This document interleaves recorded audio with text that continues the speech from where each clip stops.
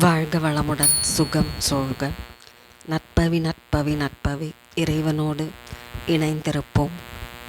குரு பார்க்க கோடி நன்மை, குருவருள் இருந்தால்தான் திருவருளை பெற முடியும் என்பார்கள் பெரியோர்கள்.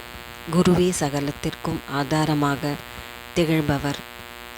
குரு பகவானுக்கும் தட்சிணாமூர்த்திக்கும் வித்தியாசம் உண்டு. நவக்கிரக வரிசையில் வடக்கு பார்த்து அமர்ந்திருப்பவர் குரு பகவான். சிவ ஆலயத்தில் தெற்கு நோக்கி சின்முத்திரை காட்டி அமர்ந்திருப்பவர் தட்சிணாமூர்த்தி. இருவருமே ஞானத்தை அருளக்கூடியவர்கள்.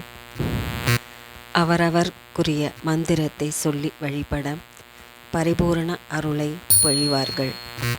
தேவ குருவான பிரகஸ்பதி சிவபெருமானின் பரிபூரண அருளை பெற்று நவக்கிரகங்களில் ஒருவராக இடம் பிடித்தார்.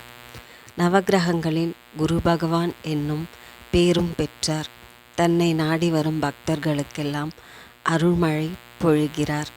குருவின் பார்வை இருந்தால், குருவின் யோகம், குருவின் ஆசி இருந்தால் திருமண யோகம் கைகூடும் என்கிறது புராணம். தங்கம் போன்று ஜொலிக்கும் உடலை கொண்ட குரு பகவானுக்கு பொன்னன் என்ற பெயரும் உண்டு.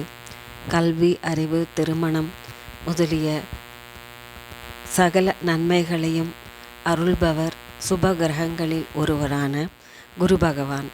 தினமும் காலையில் இவரது மந்திரத்தை சொல்லி வணங்கி வந்தால் வாழ்வில் நல்லவை யாவும் நடக்கும்.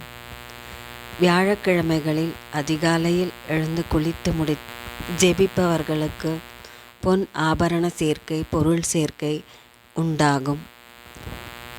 நினைத்த காரியங்கள் அனைத்தும் நடக்க துவங்கும். திருமண தடைப்பட்டிருந்தவர்களுக்கு திருமண யோகம் கூடி வரும். தம்பதி ஒற்றுமை மேலோங்கும்.